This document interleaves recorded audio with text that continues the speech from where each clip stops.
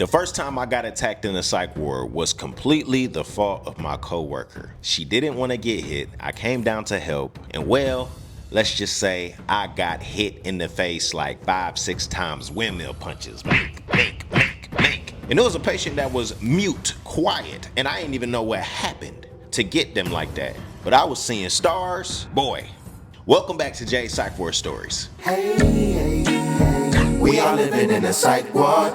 I'm quite sure this is psych ward. I'm quite sure. Yo, y'all, welcome to Jay's Psych Ward Stories, where we talk everything psych. I worked over 7 years in the psych wards. My nickname was the Patient Whisperer because of my ability to verbally de-escalate patients and prevent danger and drama, but also being able to be there with them, walking with them, hearing about their lives, often giving them the real help and support that they didn't get from the system that said that that's what they're supposed to do. But we find out that they just want to profit. We got big pharma. So we spend this time in this channel. I talk about the inside and inner workings of the psych ward, also to destigmatize it, because a lot of people don't know about how many normal everyday people just go into these psych wards. It's not a loony bin or what you see on TV. I mean, it can get pretty wild. Let's just be honest about that. But most of the time, psych words are that Q word, Q-U-I-E-T. I can't really say it because that's a dangerous word to say in the psych ward, because once you say it, you ain't gonna have it no more. But 80% of the time, it's like that. But for that 20%, it makes up for that 80. It'll make it feel like it's hell every day. There I was, young Jay. Let's insert a picture of young Jay from the psych ward. Oh man. There I go. I ain't have no locks, you feel me? I'm just cutting my teeth on working in this unit. And here I am coming on the unit, green behind the ears, kind of using my anxiousness about like not knowing this full field and knowing that it can be violent and knowing that people in here aren't going through the best of times to like formulate my stances and my initiations of connections to people to kind of find my way around and to get comfortable. And oftentimes I was the only male working on my unit, and I didn't really like that, not because ladies can't handle themselves, but sometimes they would expect the guys to take up all the brunt of any physical issues, and that would be a lot on me whenever we have those moments, because sometimes not all the nurses wanted to get down and dirty. And let's just keep it all the way honest, what lady is trying to tussle with a grown man? Period. You shouldn't have to. So I'm doing rounds, and this patient, to describe them is not all that important versus what actually happened. All y'all really need to know about this patient is they were mentally disabled to where they didn't speak, didn't feed themselves, needed help using the bathroom or being cleaned up. But they could be pretty self-sufficient, but I never heard this patient talk. They would always be nice, nervous, almost shivering even. They would come to groups. You could tell they understood anything that was being said, even taking in what's going on around them. And I can't remember what exactly that patient was dealing with, but it was a bunch of different things. And so they go down to give him his medicine for the day, and some of the medicine was an injection. Now you can tell he hated the injection because when it was time and he would be laying in his bed, he would just silently turn over and he would start just shaking really hard as they would come close with the needle. And that is very sad because a lot of people live in states to where medication can affect a lot of your faculties, your brain functioning, your ability to walk, your ability to speak. And so when you're working in an environment like that, it's hard to question the system and what they're actually doing to people, especially when you hear the context of their lives being so trauma filled, and a lot of these places end up being places they are for a while, and you're like, well, obviously this place knows what they're doing. Yeah, that's the default way they want us to think. That's not really the case. So he's turning over and he gets his shot. And I guess he got multiple shots throughout the day. I don't know what all they were giving him. However, when it was time to give him his next shot during the evening time, because I was working a double, the nurse is down there, and the nurses, they usually don't go down to patients' rooms by themselves to administer medication.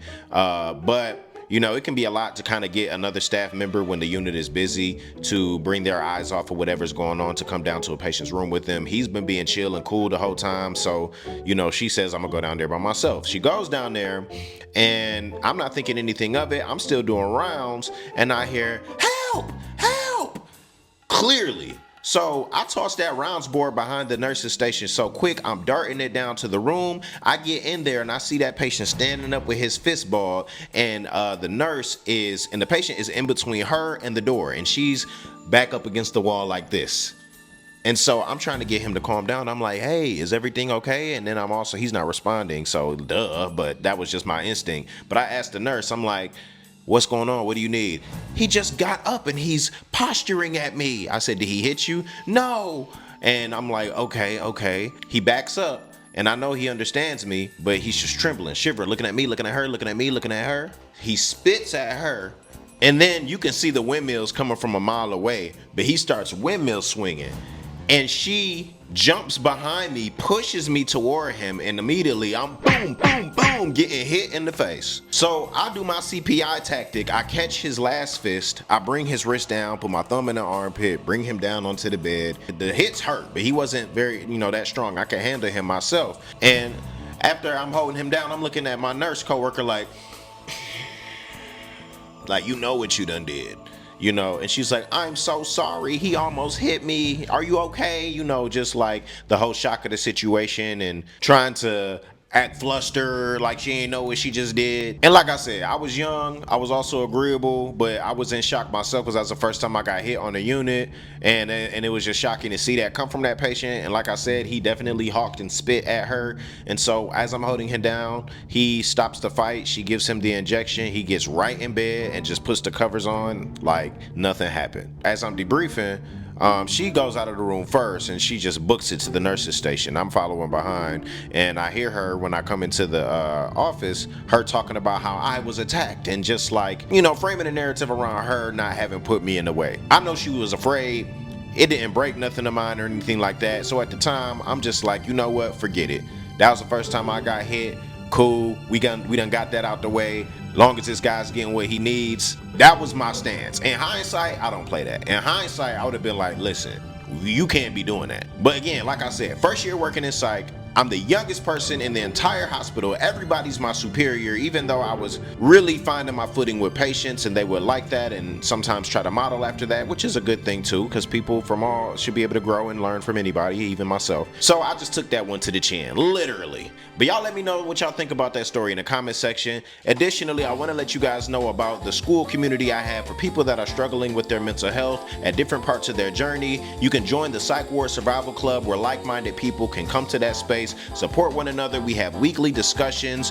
We have people in there from all walks of their mental health supporting each other right now. Some of the strongest people I've ever met with the most compelling stories and experiences are in that group, so you're in good hands. Join other like-minded people and get the support that you deserve in an environment that is destigmatized. And if you're looking to work in psych, you need to join the Psych Worker Survival School, where you can learn the right advocacy tactics and ways to navigate the system so that you don't fall under the system's purpose and alignment, which is to profit off of patients, and you just work for them and you are limited to what the system actually can provide. No. There are ways that these patients can be supported and prioritized in a way that the system won't initiate. You just have to be good people. And when we all come together, whether you're a psychiatrist, a social worker, a therapist, a tech, a CNA, an assistant, an advocate, we need all of these departments to come together in a community to speak and deconstruct our roles in a way where we realize we're all on the same team. When you go in these places, it's a lot of separation, it's a lot of individuality, it's a lot of departments that don't blend and don't talk. But in the Psych Worker Survival School, not only will you learn how to properly align yourself within the system,